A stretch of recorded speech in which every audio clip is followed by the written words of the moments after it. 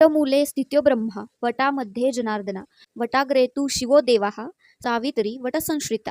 पतीच्या दीर्घायुष्यासाठी सुवासिनी वटवृक्षाला 7 प्रदक्षिणा करून धागा गुंडाळून जन्मोजन्मी हाच पती लाभावा, 7 फेरे व 7 जन्मोजन्मी हाच पती याचा जर विचार केलात तर पूर्वी 100 वर्षाचे आयुर्मान आहे असे समजले जायचे. मुलाचा 16व्या वर्षी विवाह होत असे. प्रत्येक 12 वर्षानंतर आपल्या शरीरातील पेशी बदलतात. जुन्या पेशींच्या ठिकाणी नवीन पेशी निर्माण होतात. म्हणजेच 12 वर्षे एक तप अर्थात तपपूर्ती होते.